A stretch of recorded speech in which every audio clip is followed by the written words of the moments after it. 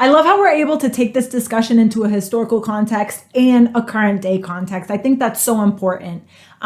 So on that theme, before you mentioned, 100 years ago, they had this sort of stagist approach. And you talked about how that was incorrect.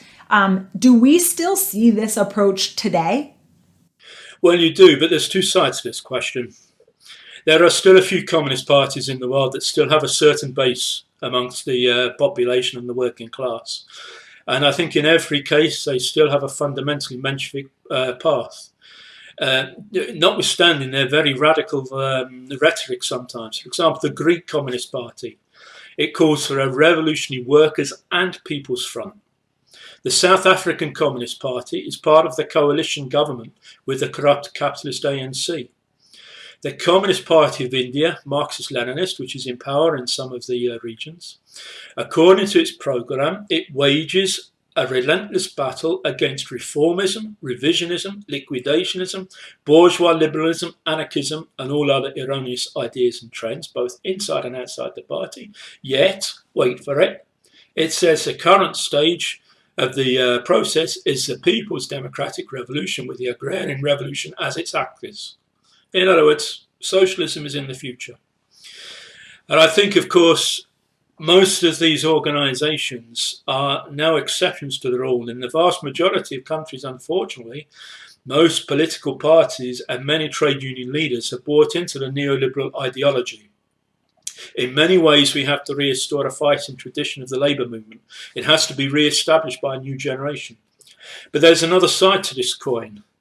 Because this new generation, these new layers that are coming into struggle as part of a huge subterranean process, it's happening all over the world now. The number of protests, the number of strikes that are developing, the number of uprisings, the length and determination of the uprisings is getting quite remarkable, as you can see in Chile, in Myanmar, in Colombia, in Belarus, and so on. And it's bringing youth onto the streets. It's bringing women onto the streets in the defence of their rights.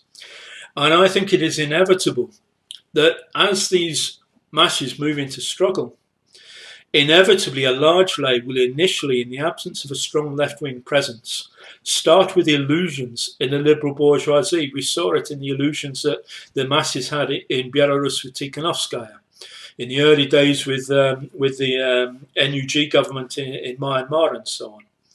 But as the process develops, you see a layer of these people are beginning to draw conclusions of no longer can we trust these governments. And it's beginning to happen in Myanmar at the moment, particularly amongst youth who are beginning to lose their illusions in the NUG government and so on.